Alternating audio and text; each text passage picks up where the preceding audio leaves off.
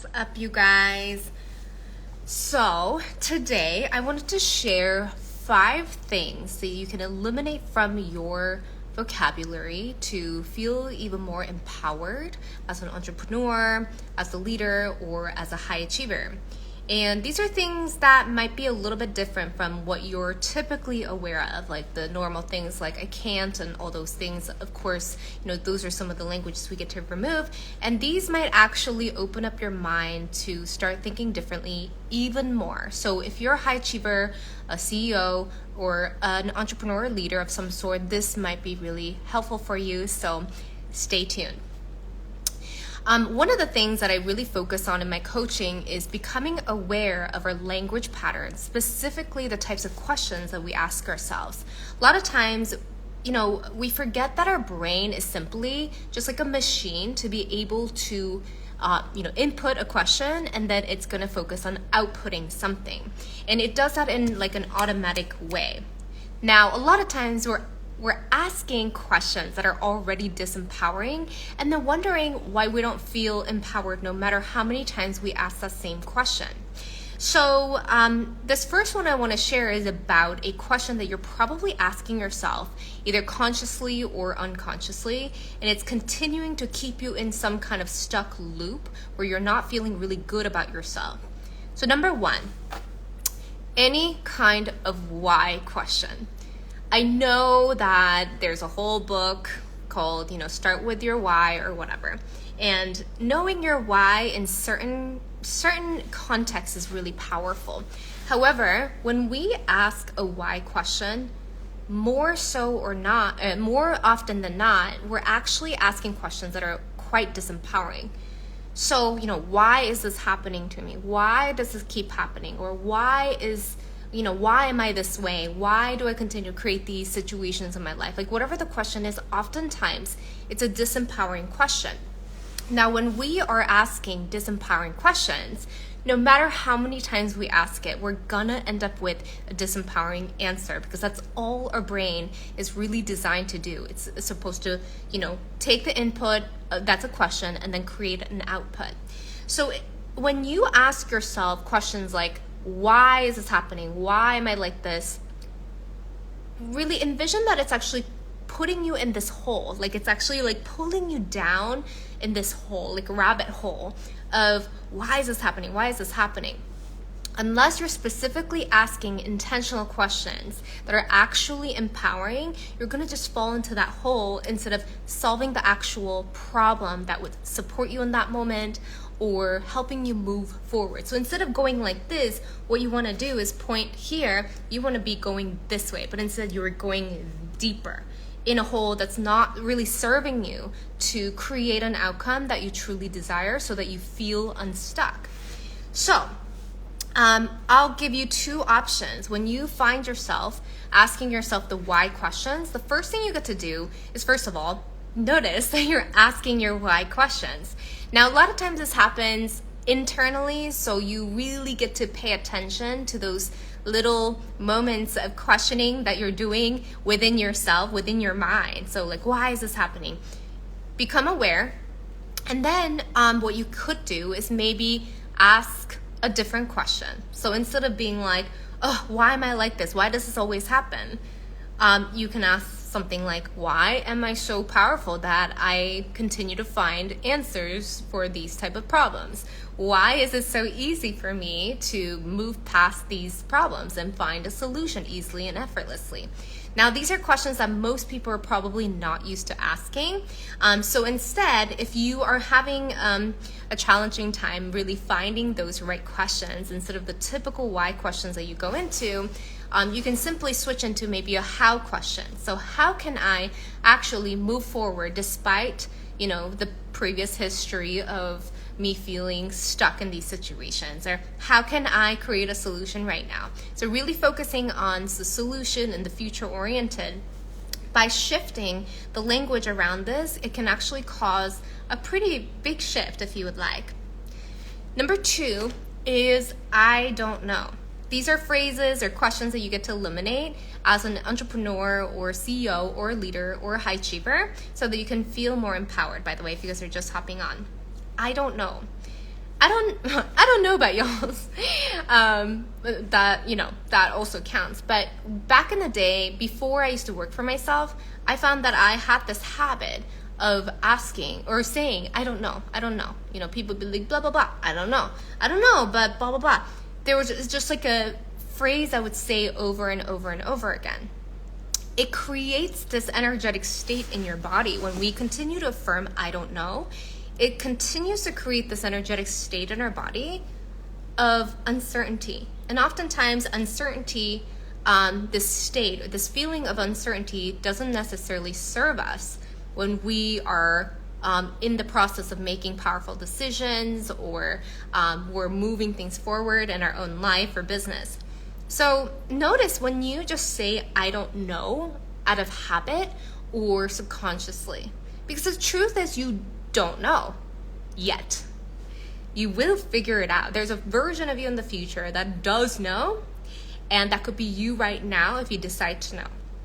I know this sounds really silly on the surface level. And though, one of the things I hyper focus on, and my clients know this, is the use of our words and how much it actually does impact our subconscious and how we view ourselves, the relationship that we have to ourselves, the self-image that we hold. And oftentimes this actually creates a big shift. As we shift our language patterns, we start to shift how we view ourselves and what we view as a possibility. So when you find yourself saying, I don't know, as a habit, continue to become aware of that. Continue to notice and remove. Instead, maybe you can maybe start with, I don't know yet. So that's at least, signaling to your brain that you don't have the answer yet and it's coming. Or, let me figure that out. Let me look into that. Let me research into that. So something that is more action or solution oriented, you can say instead. Hey guys, thanks for hopping on. It's good to see some of you guys. Oh my gosh. Number 3, this is pretty easy, and I hear this still so much more often than I would prefer because I know how limiting this is. It's an I should. I should be doing this. I should be doing that. I should know that. I should be way ahead of, where I'm at today. When you start the sentence with this type of expectation, as you can imagine, you're already starting the sentence from a very disempowered state. And you're already starting from this point of expectation and disappointment. This does not serve you. It does not compound into additional, personal power or confidence by any means. Instead, I would highly suggest, if you can, completely eliminate any kind of I should statements.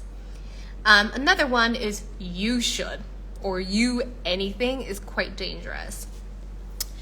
It's interesting. Typically, when you're starting with a you should or you are, I would check in with your intentionality of saying that to begin with. When obviously, the statement I should is dangerous. You should is even more dangerous, because now you're not only putting expectation and disappointment on you, but you're putting it on them, and you're actually saying it's their fault for them feeling a certain way, which it's nobody's responsibility to tell anyone that, right?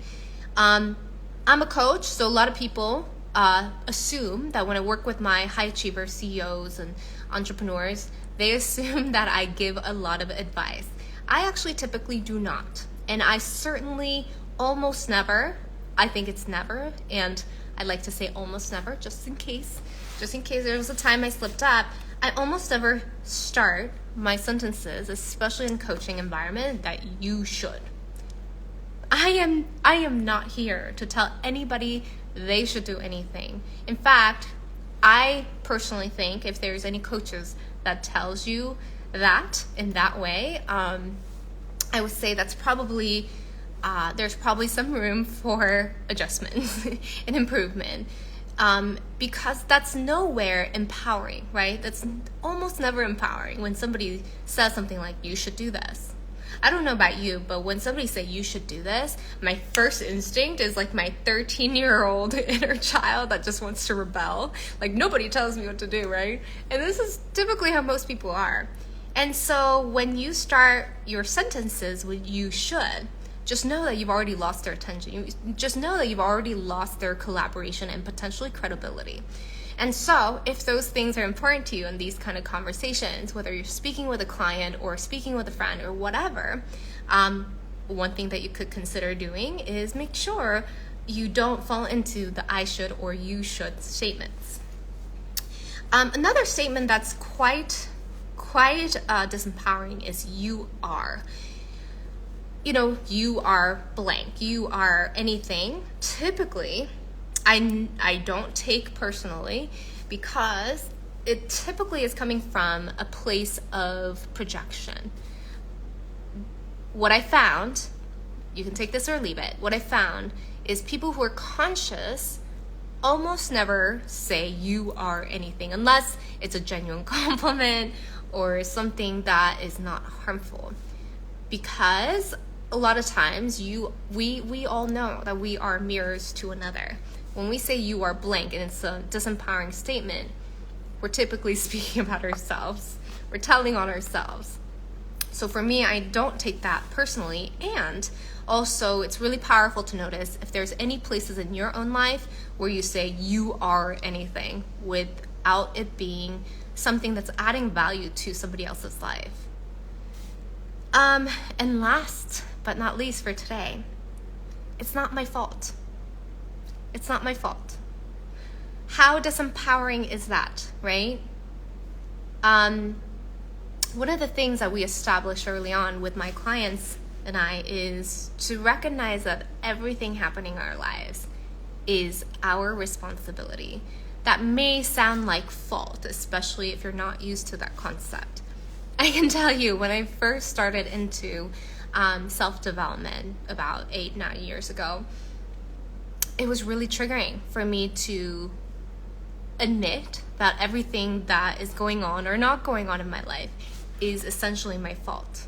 Even the type of relationship I had with my mom at the time, or what was happening or not happening in my business, it's so tempting, especially if you're conditioned that way, to feel like you can point fingers. Well, this relationship isn't good because they're showing up that way. This, isn't working because they're showing up that way. Now, every time we do that, every time we say it's not my fault, we chip away at our own power, right?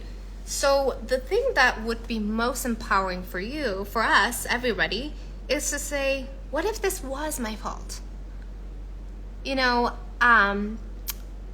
One of the things that I think is not talked about enough, because it is sometimes quite triggering, is to realize, especially when people continue to talk about people that are toxic in their life. For me, I'm like, how are you, contributing to that, I wonder? Because I truly believe that toxic situations, no matter what the context, there's some responsibility that both parties get to take. Even if that means you just simply being available for that toxic situation and not removing yourself or not creating, enough and proper boundaries and standards for yourself and honoring them, that itself could potentially be your responsibility to take seriously. So whether, it's a quote unquote toxic relationship or whether it's something that's not working for you in your business or life, before you go into the story of it's completely their fault. This is happening in my life because it's their fault. You're essentially saying they have more power over my life than myself. And therefore, they get to take the responsibility for how I get to feel about my life. And listen, I come from the belief system that none of this is good or bad. And though, one is going to lead you to self-empowerment and potential solutions, creating solutions and possibilities that's actually going to support you. And some of them will take you to a loop and you feel stuck and you feel, down and burnt out because you're creating these loops and you're ruminating on them. If you give away your power, then of course it's impossible or difficult to create a solution because you feel that, you know, they hold the key to that solution. So when we find ourselves saying something like, it's not my fault, try on this little idea. Like, what if it was my fault? What if I do have the power? What could I potentially take responsibility for creating this in my life?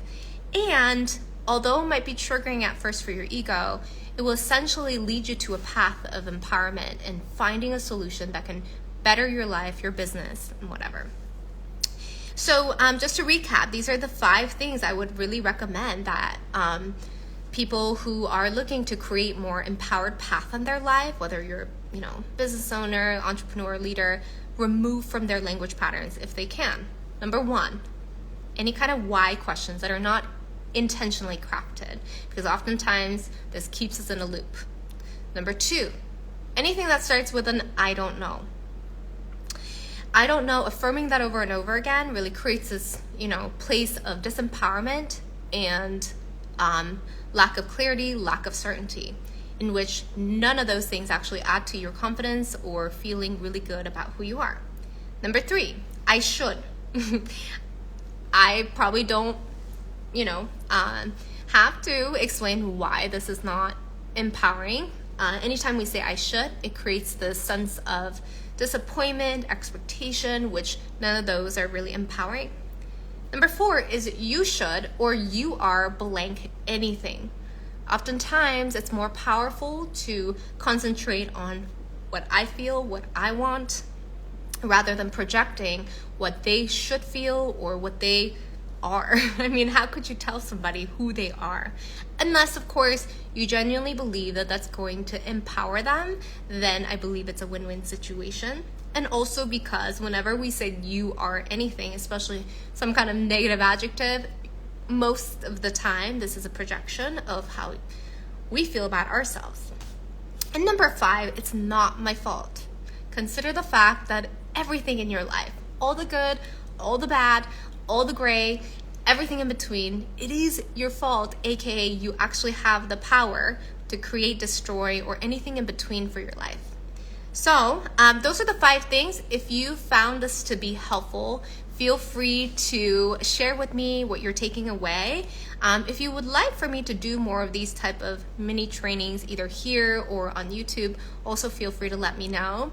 It's really great to connect with you guys. I've been getting a lot of signs and messages from the universe and some of the people that follow me that they miss my live streams and that they want to hear more from me. So here I am.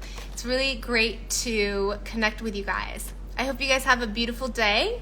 And I'm just going to say hello to some of these people. It's so great to see you guys. Thanks for joining. And other than that, I hope you guys have a beautiful day. See you later.